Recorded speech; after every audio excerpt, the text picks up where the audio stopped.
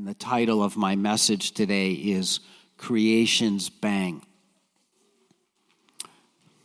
I'm going to reread as I have for the first 2 weeks, and this is the third week. I'm going to reread the first 5 verses, of Genesis chapter 1. If you're not sure where that is in the Bible, it's on the first page. So just open it up to the first page. After the table of contents, there it is. In the beginning, God created the heavens and the earth. Now the earth was formless and empty. Darkness was over the surface of the deep, and the Spirit of God was hovering over the waters. And God said, "Let there be light," and there was light. God saw that the light was good, and he separated the light from the darkness. God called the light day, and the darkness he called night. And there was evening, and there was morning, the first day.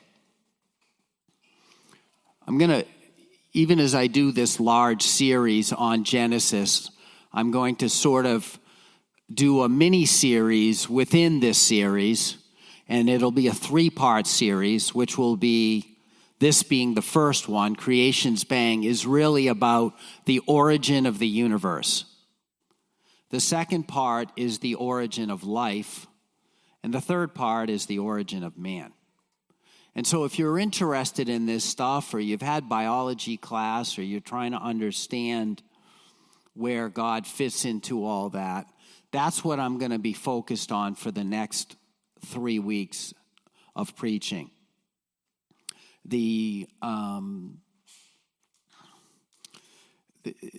some of the bulk of Genesis 1, I'm going to spend talking about next week, because most of Genesis 1 that discusses the creation of the earth and the details are coming up for next week. I want to mainly focus on the origin of the universe. And I want to briefly talk about this concept in verse 5, where it speaks about God saw the light day, and the darkness he called night, and there was evening and there was morning, the first day. And this idea about what Christian views are about this meaning of the word day.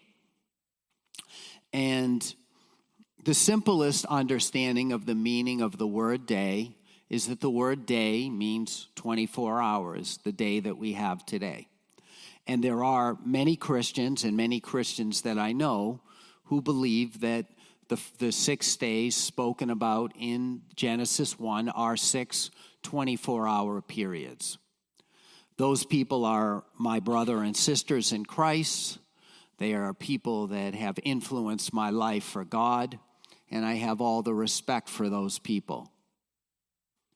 Some of them have done things like build the Museum of the Bible and the Noah's Ark in America, and there's the Institute for Creation Research that holds that view. And I accept them as, and would always accept them as biblical Christians, and, could teach in the Sunday school or preach up here, and maybe people who have preached up here believe that view. When you look at the early church and the church fathers, they asked this question. Now, they asked this question before they had science or understanding of astronomy breathing down their neck. So they asked this after the time of Jesus, 100, 200, 500 years after Jesus. They were asking, is this a literal 24-hour period, or is it not? And a lot of the great church fathers said, no, this is not a 24-hour period. This is an idea of an era or a period of time. Of course, people are familiar with the passage in, I think it's 2 Peter 3:9. A day with the Lord is as 1,000 years, and 1,000 years is as a day. On top of that, when you're speaking about the first day here, you don't even have the sun and the moon yet to really speak about a 24-hour period. So For what it matters and for what I'm going to be teaching today, I do not believe it is a literal 6 days. Now, I think it really is important to go slow on this point for a second. Because if somebody asks me, do you believe in the literal interpretation of the Bible? And if I say no, which I would, and people gasp that there's a pastor here that says no, it's like taking a sound bite, and this political people do this where they don't allow the person to explain what they mean. I don't believe in a literal interpretation of every verse in the Bible because some verses were not meant to be taken literally. Example, in the Psalms, it speaks about that the hands of the trees will clap their hands. You can read it in the Psalms, okay? The hands of the trees will clap their hands. Now, you could say, well, that's talking about the branches swaying in the wind, and it looks like clapping of the hands. Absolutely. But if you believe in a literal interpretation of every verse in the Bible, that means in David's day, the trees had hands, okay? And now we're getting into sort of Veggie Tales type things when your kids watch these shows and they're all clapping, and then you're like, Bob the Tomato doesn't even have hands. Okay, how are they clapping? We need to understand that sometimes people speak in a way that isn't meant to be literal. I'll get into this later with the age of the universe the way that some people speak about the universe as being, 6, 8, 10, 20,000 years old. It is an absolutely acceptable biblical position to believe that. How they came to that was adding up the ages of all the people in the Bible and stacking them on top of each other. The problem with that is the same problem with the word day is the problem with the word son. That when somebody is the son or the father of somebody, it doesn't always mean that next generation. So what I'm saying is that if you have 3 people and you have this person is the son of this person is the son of this person, and you add them up, you get a number. But in the scripture, it makes no attempt to mention every person. You say, I don't believe that. It's okay. You can believe that this is just add them all up and that's the age. However, it also says in the book of Matthew that Jesus is the son of David. And so, therefore, you will have to believe that somehow David is the father of Jesus, if you just want to believe everything literally. So do I believe the Bible is true? Absolutely. Every word of it? Absolutely. Is every word of it to be taken literally? Absolutely not. You'll go crazy reading Revelation if you try to take every verse in Revelation to be something which is literal. However, all the respect to the people who want to believe and feel that the best understanding of God is that those are a literal 6 days. I'm not going to say any more about that. I want to get into the origin of the universe. When we speak about the origin of the universe, we're going to see next week that there's a lot of details of each day of creation. And I will be speaking more next week about what each of these days, sometimes an interpretation of different Christian theories of the day gap theory, that there was a big lag of time between day 3 and 4, and some other types of views of it. But for now, I would literally just, did I say literal right there? I did.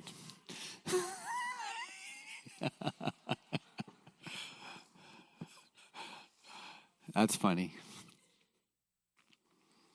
I used to like that guy with the curly hair that painted on PBS there. Bob Ross. Yeah.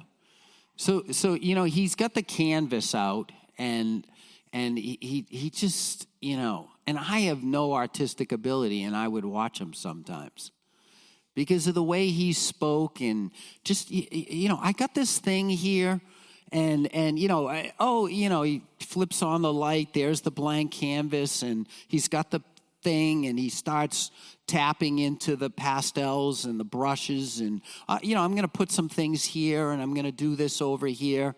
Notice how this I can use this piece of the brush, or mix these two colors, or don't be too concerned about this.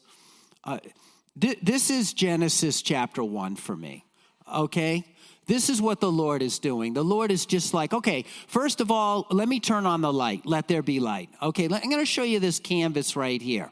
Genesis 1. God created the heavens and the earth. There it is. Okay, let me just, okay, now we're going to do a little bit here. We're going to, show you a little bit of the earth. And, let me put in the moon and the sun here. Let me do that. Okay, I want you to understand how I understand Genesis chapter 1, that each day of Genesis chapter 1 is God giving more details of what he created, period. It's more details. It's like, when, I'm old enough to remember this, when they went from black and white to color TVs, okay? That was a big deal. You had black and white, and then all of a sudden one day, oh my goodness, and The Wizard of Oz, when that was in color, oh, that was crazy. It just seemed unbelievable. And so the unfolding of what we'll do more next week with Genesis 1 is just an understanding of that God made everything in the universe, okay? And you have to understand that when we talk about the origin of the universe, and when the scripture reveals in the beginning God made the heavens and the earth, and he speaks about later the stars and all the created things, that society and people in that day believed that the stars were gods. They believed that the stars were in and of themselves some type of deity, and that you see all sorts of views of this. And so here you have a real powerful view of really what the nature of the universe is and who God is. So when we get to the next week and we'll see God creates the heavens and the earth, that's overarching. He says that at the end, and it says it in chapter 2 before the creation of man. It's like he's circling back. He goes through all the creation and creates man day 6, day 7 he rests. You go to chapter 2, there's the creation of man again. So you go day 1, he made the light. Day 2, he makes, the atmosphere. Day 3, he makes earth with plants on it. Day 4, the star and the sun. Wait a minute, how could the sun not be there with the plants there? It's simple. He's circling back. He's giving more detail. These are all the things he did. And oh, did I tell you about this? So what are the key teachings of Genesis chapter 1? I have 3 points today. The 3 points are: the universe has an absolute beginning, the universe is made by God, and the universe is fine-tuned to exist and to exist for life. So before I get to those 3 points, I'd like everybody before next week to try to read chapters 1 and 2 of Genesis. Just take your time and go home and read these chapters, because there's just a lot of stuff that just doesn't feel like it would take a day. You see, sort of Adam, naming all the animals and doing everything like that. I don't know if you've ever had a kid, but, it took my wife and I about 2 months to come up with the name for Justice, and things take time. And I just don't think that just being super fixated on the 24-hour period will lend itself to how earth-shattering the understanding of who God is and what he did and how much this was a revelation, Genesis 1. So, first part. The universe has an absolute beginning. Now, at this point in time, what Genesis 1 teaches, that there's an absolute beginning to the universe, is something which has been established by astronomy and by scientists. Now, I'm old enough to remember this as well, that for a long period of time, the prevailing view of science was that the universe always existed. And so people who renounced Genesis 1, who didn't believe in God, believed that the universe has always been here. And it was called the steady state theory. And it was perfect. If you believe the universe is always here, you have no beginning, you have no need for God. You don't have to answer how or why it's always been here, but there it is. Then what happened is, in the 1950s and 60s, starting even before that, in the 40s, there's a man by the name of Georges Lemaître. He's a cosmetologist from Belgium. Actually, he started this work in the 20s. And he showed and proposed that the universe had a beginning. He was mocked. He was attacked. Because there was another feature about this cosmetologist that made people just reject him out of hand as not being somebody who would be trusted. And that feature was that he was also a Catholic priest. He was a believer in Christ. And so when he started to do research on the heavens and said, I believe that the universe had a beginning, one of the people that mocked his view decided to call it, it must have been a big bang when the universe began. And that title, that name, that nickname that he gave for this man's theory, which was given to mock him, he embraced and said, yeah, let's call it that. And then he had a friend named Hubble, who you may have heard of the Hubble telescope that it was named after, who was studying the stars, and they noticed that the stars are all moving away from each other, further and further away. And so if you came upon a scene, you walk around a corner and there are cars and they're all moving away from each other, you can conclude, if you go back in time, that they must have been closer together. And so what ultimately happened is that with other things, and I don't want to get into the weeds of it, but over a period of about 30 years, it was concluded that everything in the universe is spreading out and acceleratingly spreading out. And so everything at one point was just that. Virtually the entire universe was at one point.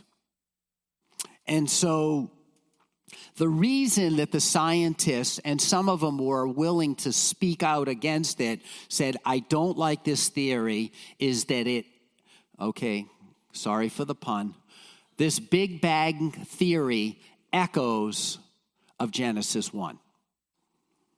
We don't want to believe it because it reminds us too much of what the Bible teaches. Nonetheless, this is established, and there really are no scientists left who believe in the steady state theory. They all believe in a beginning of the universe. However, they believe that the universe began on something that you could put the head of a pin. And when you believe that there's an absolute beginning to the universe and it's the size of the head of a pin, they're asking you to believe something that takes a certain amount of faith, wouldn't you say?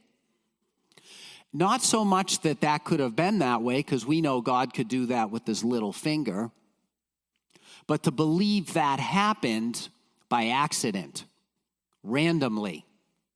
You follow me?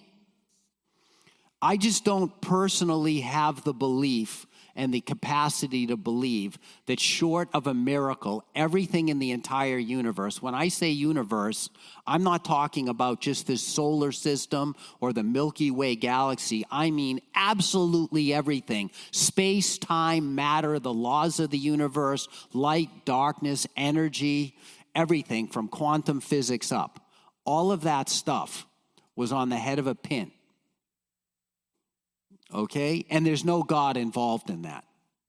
I just personally cannot accept that God is not involved in that, because we understand that when things have a beginning, this is an important point. When things have a beginning, they have a first mover. When you have a beginning, when something starts, something started that thing. That's a basic principle. The classics believe that, understanding that for things to happen, something happened.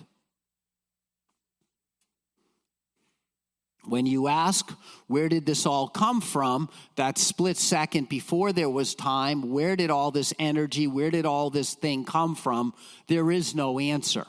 It used to be, well, it just expanded and contracted forever.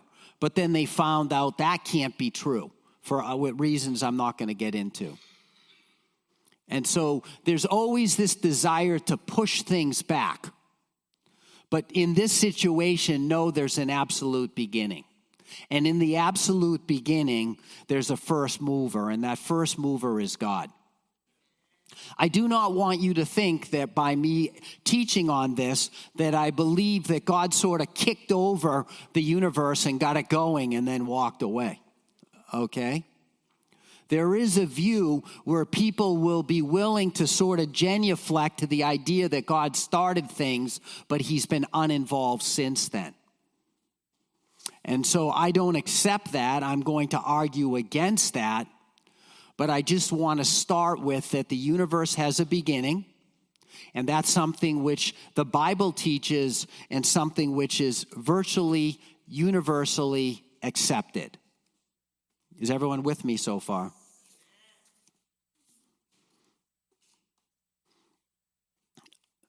This is where we are going to diverge. The second thing that Genesis 1 teaches, first thing was what? Universe has an absolute beginning. The second thing is the universe is made by God. As I said, in order for something to have a beginning, you have to have a first mover. You have to have someone or something which begins it. Now, there is a thing that Christians can understand about the nature of God, that even in his greatness and even as the heavens declare the glory of God, it is incredible how modest and humble he is, that he just doesn't have like his name on everything that he did. You know, created by the Lord God Almighty. You ever go into like a hospital or a place and you go to sit on a bench and there's some, this bench was given by so-and-so. You walk around the elevator by this, that.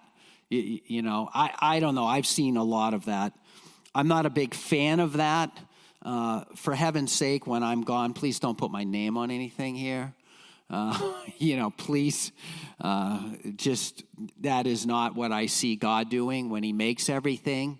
He creates things. There's a beauty in everything, and he lets it speak for itself of his glory. It speaks for itself. And everything we talked about, how when there's light and he created light, that light is silent. And when plants grow silently. And so many things that are just part of the amazingness of God is done in silence. But I want to get to this spiritual point of that the universe is made by God. The point is, spiritually, that everything has a beginning, and that beginning originates with God, whether we acknowledge him or not. Whether we acknowledge him or not. My battle, the church's battle, the Bible's battle is not with science. It is not with scientists. It is with a word that you may not have heard of called scientism. That's SCIENTISM. Whenever you see a word that has ISM, ism, that's an ideology. That's a belief system. And I have an issue, and the Bible has an issue with scienceism. Scienceism says no statement is true unless it can be scientifically proven. That's the core of scienceism. I'm a man of science. I only believe that which can be scientifically proven. That's the only thing which is true. Okay, let's stop for a second. Follow me on this. Can that statement be scientifically proven? No. Okay, so this person that tells you, I only believe what science says is true. So the only thing you believe is something that can be experimentally proven is true. Yes, that statement cannot be experimentally proven to be true. Does everyone follow me on that? Let me go slow on this. Yes, one person. Okay. It's like when somebody is living in a sin and you tell them, hey, the Bible says this is wrong. And then they say, that's your truth. This is my truth. Or there are no absolutes. Have you ever heard that? There are no absolutes. There's no absolute right or wrong. No absolutes. Well, the dictum, there are no absolutes, is an absolute. Do you understand that? You've just created an absolute by saying there are no absolutes. There are no absolutes except for the one that says there are none. Beyond that, then there are no other ones. To say that unless it can be proven by science, I don't believe it and it can't be true means that you can't believe that saying. You can't believe that expression. It's literally the dog is chasing its tail.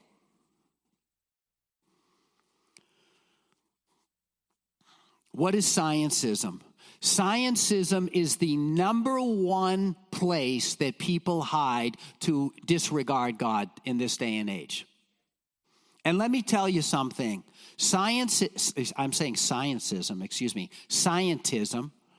don't drop the T. There's a T in there. I always tip the hand that I was never really particularly eloquent. And yet here I am up here showing that if God can use Moses who stuttered, he can use this person right here who was an engineer and only had a 500-word vocabulary in college. Scientism is an ironic form of superstition. All the while, the people who ascribe to it believe that they are not superstitious. It is a religion, it is a belief system, it is an ideology, all the while saying, I don't follow any ideologies. You see, you never see the Christian running away and saying, I don't follow Christ or believe in him. But the area of scientism, there we go again, the area of scientism that it particularly likes to flourish is in people who know nothing about science. The less somebody knows about science, the faster they will believe in scientism if somebody more educated tells them this is how it is. What I'm saying is that We have this unbelievable big gift from God, which is science, that we can learn, study, and discover. And that has a place. And the place for that is not speaking about the meaning of life. That when you take something and use it in the wrong spot, that's a problem. I mean, I don't know. I'm just thinking of this. If you have a toaster, it has an absolute perfect use, which is to toast bread, and you decide that you're going to throw that inbounds on a basketball game and try to dribble that and throw it in the hoop, that's not a good use for the toaster. That's not what a toaster was made for. And we could give them 1,000 other analogies of something not used. The people who are the most dogmatic about scientism have no problem, all the while saying there is no God, they have no problem crossing into areas they know nothing about and saying this is how this is. I'm going to speak about this a lot more next week, but just so I don't forget to say it, and some of you are PhD students, so no offense. But when you get a PhD in something, they get a PhD and then you read their PhD dissertation and it says something like, the preponderance of the evidence that the allele of the flagellum of a cell in the mouse embryo doesn't have isomers or something like that. You're like, what? What? You decided that you wanted to know a real lot about a real little. Some little teeny corner of the universe you're an expert in. And in aggregate, when people do that, where's my PhD people back there laughing at me now? But in aggregate, when you do that, you can advance science. That's fine. Well, when you're the expert on that, and then you cross over and you just say there's no God, if it can't be proven, then it's not true. You've stepped into another domain. That isn't the domain that you trained for. But the way in which people defer to people who have no experience in these other matters, which really begs the question of what their motive is. It just begs the question of what their motive is. And I just believe that people who are the most adamant about scientism are those people who have a serious issue with God in their personal life. Can't tell me otherwise. I've made this point before, and I don't like to speak ill of the dead. Stephen Hawking, who was an atheist, had a Christian wife, his first wife, who he left and cheated on. He had a neuromuscular disease. I'm sure that was hard to deal with. However, 99.9% of the people die within 5 years of the disease he had. He lived almost 50 years with it. But no, that wasn't enough to see that God was with him for something. Nothing was. Even as he acknowledged all the intricacies of the universe, his conclusion was, there's no God. That's fine to come to your own individual conclusion. When then you come to that conclusion and you become a group of people that then tell other people how to live, that's what I have an issue with. Because scientism ultimately becomes authoritarian. That ideology, it's like communism. Okay, look, we're going to do everything together. It's like the Bible. They had everything in common. And then ultimately they start going around and stealing all your stuff and just telling you what to do. You're like, whoa, I didn't think it was like this. And that's the same with this ideology. We're going to get into this further, that they ultimately become authoritarian. And they will just make up stuff. And I'm going to talk about that more next week. And I'm thinking about the expression. I wasn't even going to do this, but I just have to go on this. Where have we heard the term, follow the science? Does that expression sound familiar? Anybody that's been alive for the last 5 years? First of all, we are to follow Jesus Christ. Okay? But they don't mean follow the science. They mean follow the scientism. Follow the authoritarian. We'll just make stuff up that you have to stand 6 feet away from each other, or we'll just make up other stuff and you have to believe it. And if you don't believe it, you're going to lose your job. So that is the issue with these people. They pontificate on matters they don't know anything about, and it leads to authoritarian decisions in our life. And so I digress, but, I can't help doing that. I just do it, And so, nonetheless, the universe is made by God. In the beginning, God created the heavens and the earth. The stars aren't like somebody's, pudding of a giant or something. They're not the gods. They're not anything. God made the heavens and the earth. Light, matter, sound, energy, you name it, he made it.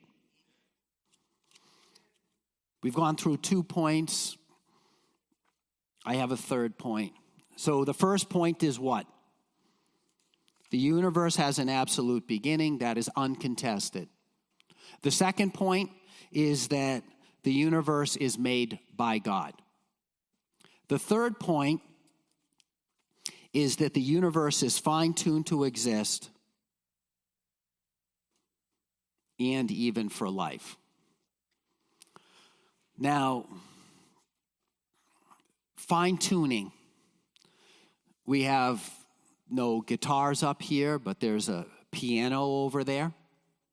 And I'm not particularly a musical person, but if somebody plays a badly out of tune piano, even I can hear it. We all can hear it.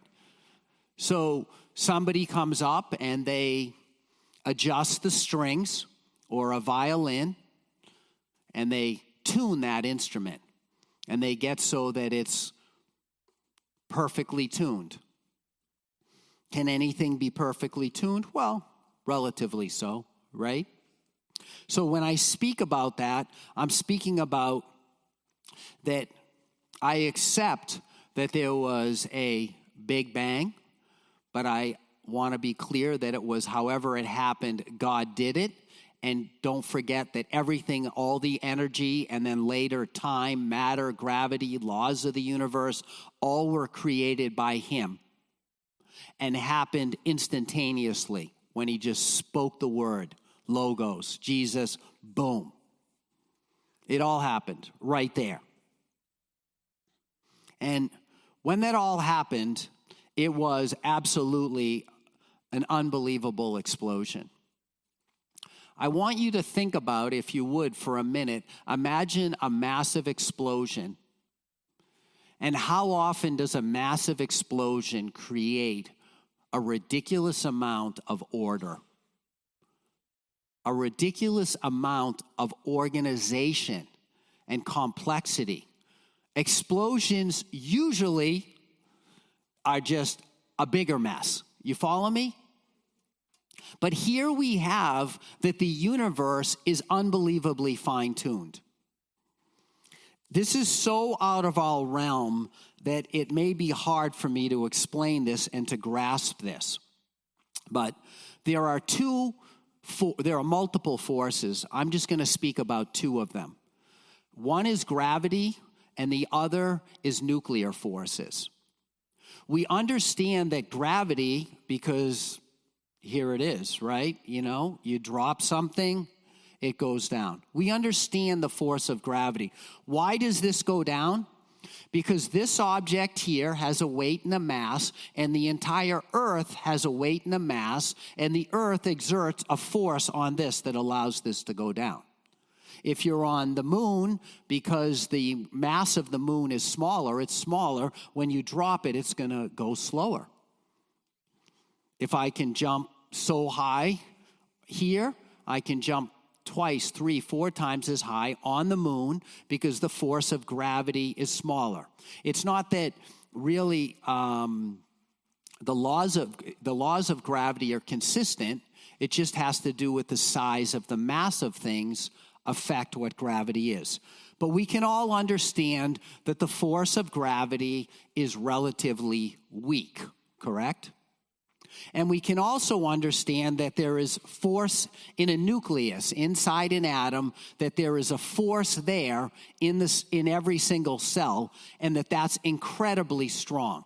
And that if you split an atom, you get a massive amount of energy, right? With atomic bombs and nuclear energy. And so we have gravitational force that is very weak. And then you have nuclear force, which is 10 to the 40th times stronger than gravity force. Let me try to just wrap you around that. That's a 1 with 40 zeros. 40 zeros. That's how much stronger the nuclear force is to gravity. And so, if you adjusted gravity by just 1 part per 10 to the 34th, which means nothing to anyone, so I looked up this analogy. If you take the entire distance of the galaxies, forget the galaxies, the universe. So if you go from one end of the universe to the other end, however far that is, wicked far, right? So you think about that as the strength of gravity, how the gravity force is that distance. And after you're at one length of the galaxy and the other length is over there, and that's the power of gravity, and you move 1 inch. You move 1 inch forward. So now gravity is just that much different. Life doesn't exist. There's no universe. You move 1 inch, it doesn't exist. When we're talking about finely tuned, I understand nobody can grasp 10 to the 34th. But just in that way, you have just this perfect balance. You say, well, what will happen? When you just slightly adjust nuclear forces or gravity forces, when it's gravity forces, you won't get the sun and you won't get planets to form. If they're too weak, everything will stay too organized. If they're just a hair too strong, they'll compact, it'll just blow up. It's just right there. And back to our friend Stephen Hawking, the remarkable fact that the value of these numbers, the constants of physics, seem to have been finely adjusted to make possible the development of life. Seem to be finely adjusted by somebody, but not. It randomly happened that this is within that much of a distance. And it's the same for cells, that if the nuclear force was just a teeny bit stronger, you wouldn't have all the different atoms that there are, oxygen, hydrogen. You would just have hydrogen, which would break into helium. Nothing would happen. And if it was a little weaker, everything would fall apart. There's so many of these that everything is just right on the dime, just perfectly balanced. And the scientism will go and say, that's all by chance. And the mathematician starts to say, whoa, I'm going to do more of this next week. I have an issue with you talking about things by chance when we're starting to get to this is 10 to the 40, this is 10 to the 30. Then for both of them to happen is like 10 to the 120. It just becomes, it's literally like taking all the atoms in the entire universe and looking for one. The first one you pick, you find it. You found it on the first one. And so what they've begun to do is say that we live in one universe and there's a multiverse, that there's an infinite number of universes. What's the evidence for that again? Zero. It's pretty cool to watch on like the TV shows Flash and Marvel Comics and everything, that there's these multiverses, but it's completely made up, okay? And so I could go on. Last week I spoke about the speed of light, the intensity of light. If light was just a little faster, everything would burn up. If it was a little slower, things would be too dull. You just have things just right. Then the relationships between the mass of something, E equals MC squared. I'm not going to get into physics. Everyone's going to leave. But I like this stuff. I find it interesting. It doesn't make me believe in God less. I don't have enough faith to not believe in God. I just would need a lot more faith to believe that God doesn't exist, and I don't have it. I'm not a scientism person. Because of that, I'm glad that they believe that. I want to leave. I know this is more biology class vibe than my usual preaching, but look, people are attacking you about these things if you're in the public square. Be ready to have an answer for the faith that you have. I want to say one more thing about it. I was in biology class at Tufts University, 1983, 84, something like that. And I remember very clearly my biology teacher saying, after she talked about the origin of the universe, she said, "You are all just organized stardust. You're nothing more than organized stardust." And you know what she said after that? She caught herself and she said, "But you're all very special." I didn't feel that special after the organized stardust.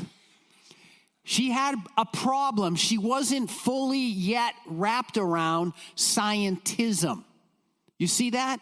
She couldn't quite embrace it. There was something in her that was a worship team come up that was causing her to question it. But my whole point of these first 3 points is if you look at things, and if the way you have a worldview, how you make sense of your life and everything is God, then you will see good in things, and you will see God's purpose in your life. And if you don't, and you believe everything is luck and random and too bad, you won't find that. You won't see it. If it's right in your face, you won't see it. If you have no meaning in the universe, if there's no meaning in the creation of the entire universe, there's certainly no meaning in your life. It has to follow. You have this is not what Christians believe. This is scientism, what they believe. There is no meaning if everything is just random and luck and nothing. And they just, with a wave of the hand, explain away beauty and God and Jesus Christ and purpose. And just in your day-to-day life, if something happens, you want this to happen and it doesn't happen.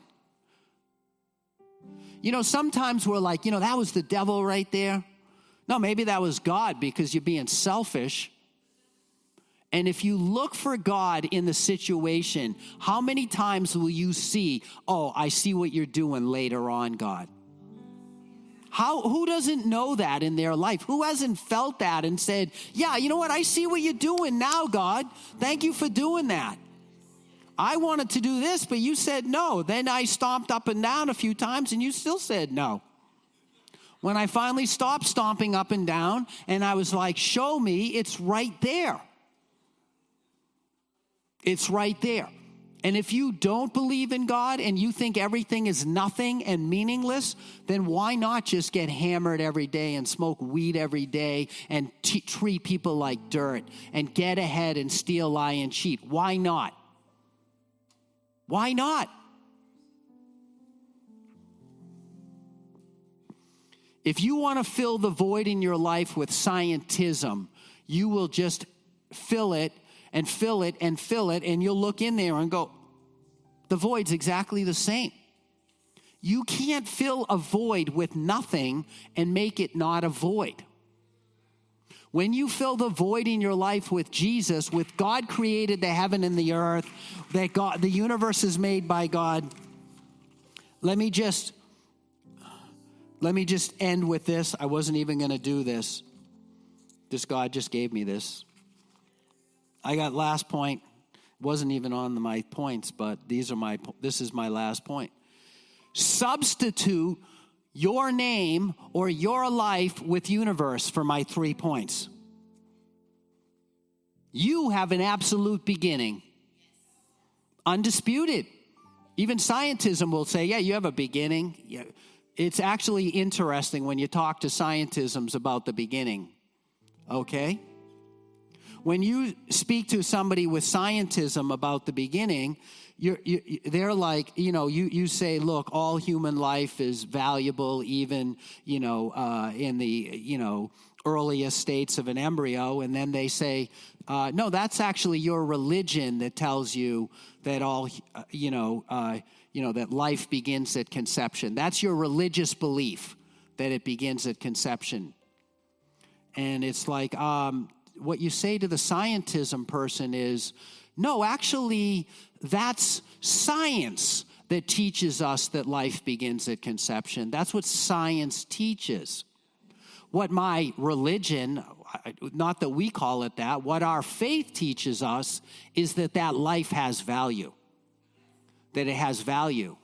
But the point of this is that the universe has an absolute beginning. You have an absolute beginning. That beginning is undisputed. So from there, the second point is where the divergence is. Instead of the universe is made by God, you are made by God. You have been made by God.